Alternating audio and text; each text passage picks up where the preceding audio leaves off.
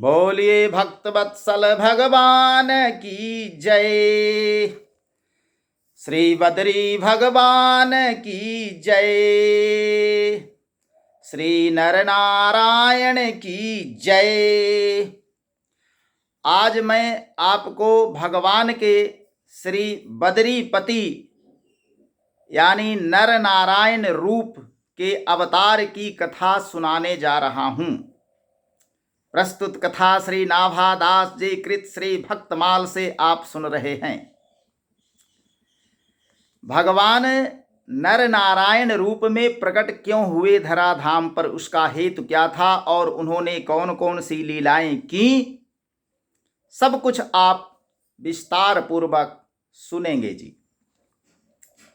तो कथा इस प्रकार आती है कि दक्ष कन्या धर्म की पत्नी मूर्ति के गर्भ से भगवान नर नारायण के रूप में प्रकट हुए थे। उन्होंने आत्म तत्व का साक्षात्कार कराने वाले उस भगवद आराधना स्वरूप कर्म का उपदेश किया, जो वास्तव में कर्म बंधन से छुड़ाने वाला और नैष्कर्म्य स्थिति को प्राप्त कराने वाला है। उन्होंने स्वयं भी वैसा ही आचरण प्रस्तुत किया और स्वयं भी उन्होंने वैसे ही कर्म का अनुष्ठान किया।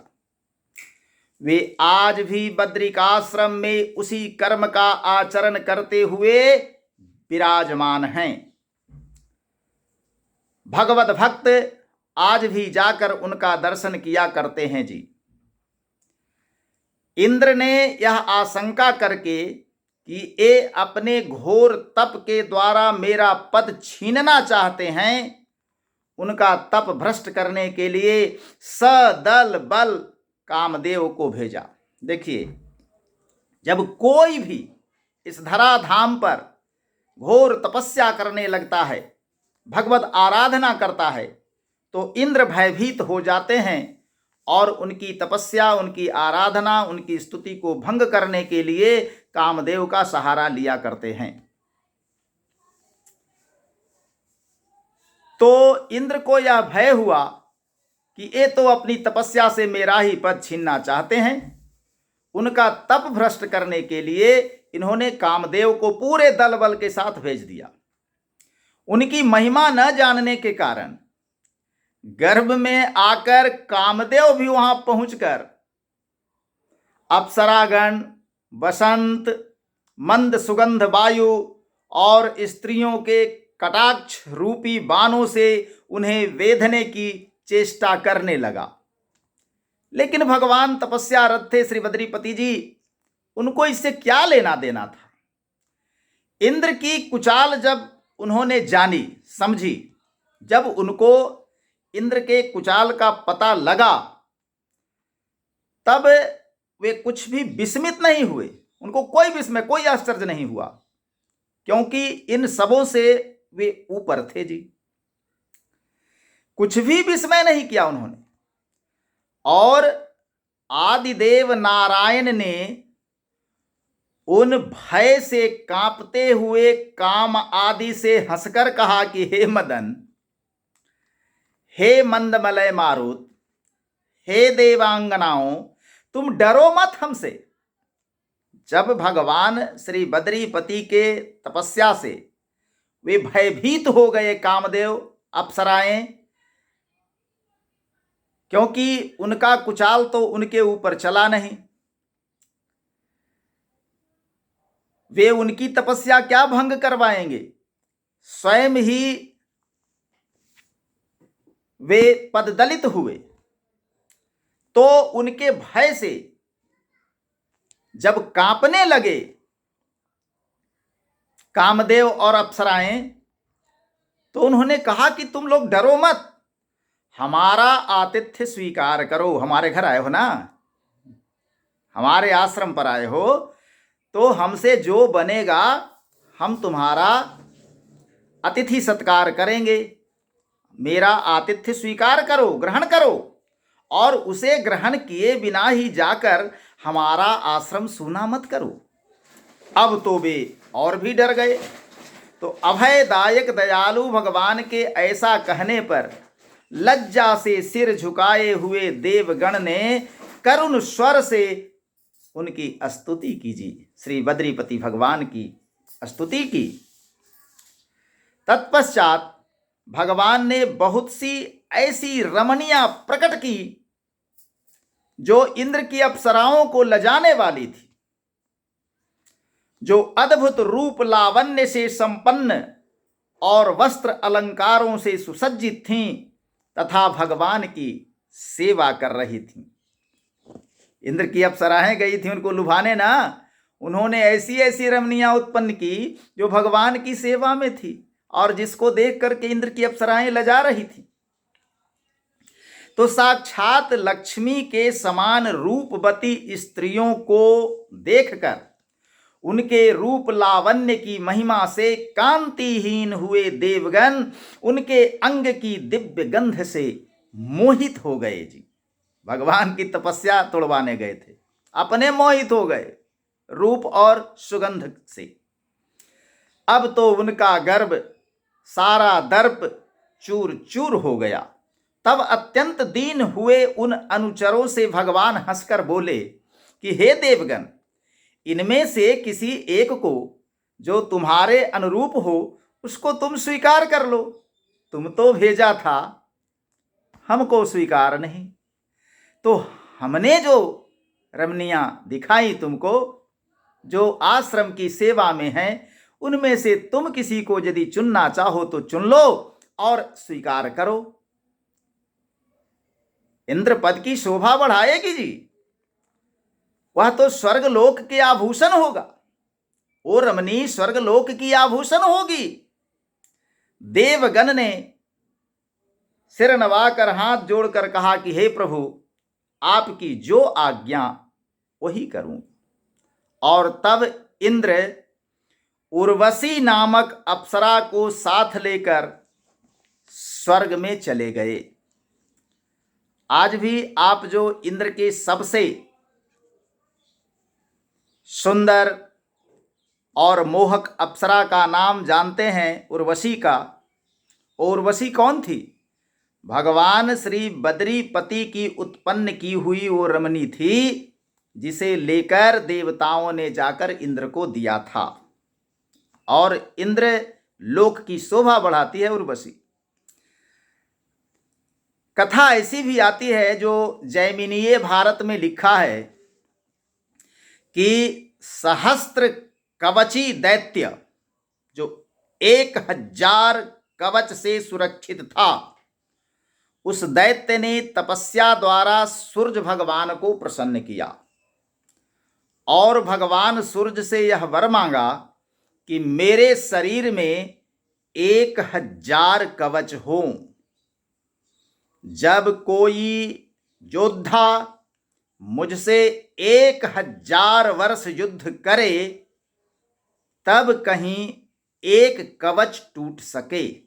अब सोचिए, 1000 वर्ष तक कोई योद्धा उसके साथ युद्ध करेगा तो उसका एक कवच टूटेगा। और ऐसे ऐसे कितने कवच थे? 1000 कवच थे। इसके साथ ही कवच टूटेगा ऐसे ही नहीं।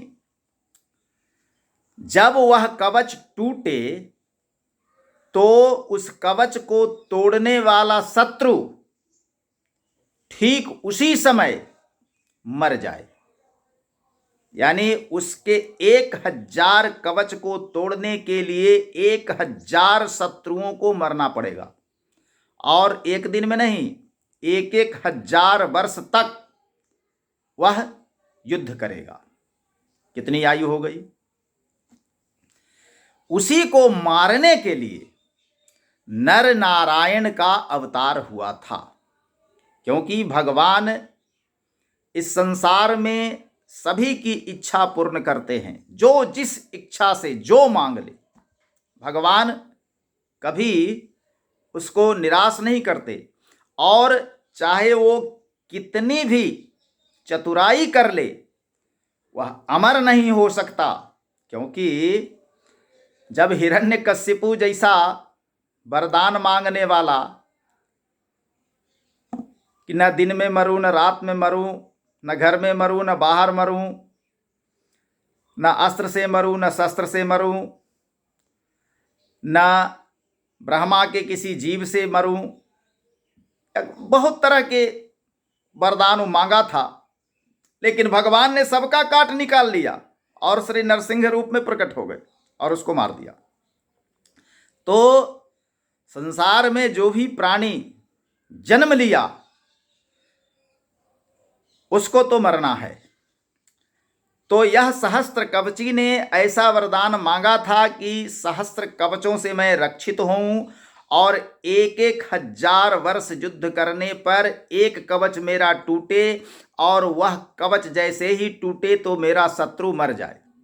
उसी को मारने के लिए भगवान नर नारायण रूप में अवतरित हुए थे। हुआ क्या कि नर और नारायण दो रूपों में थे, दो भाई थे।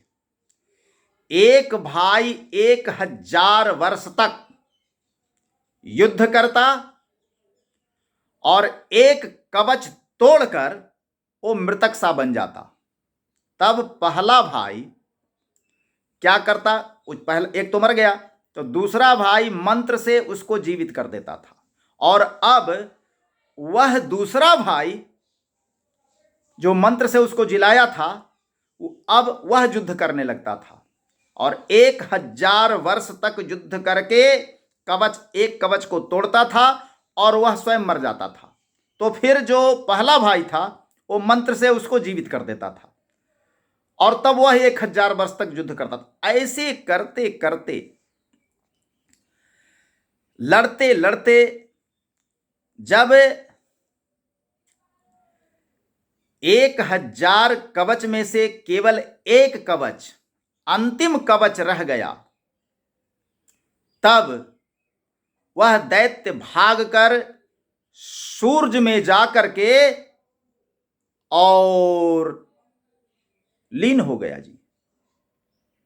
और तब नर नारायण भगवान बद्री का आश्रम में जाकर तप करने लगे, क्योंकि अंतिम कवच अब उसके शरीर पर बचा था।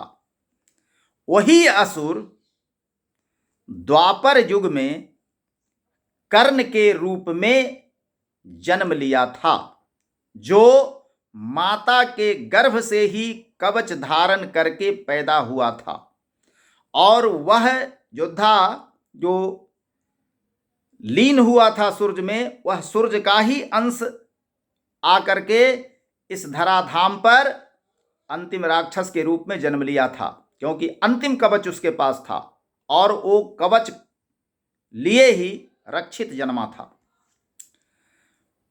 जो कर्ण महाभारत की लड़ाई में एक बड़ा योद्धा, महान योद्धा था जी,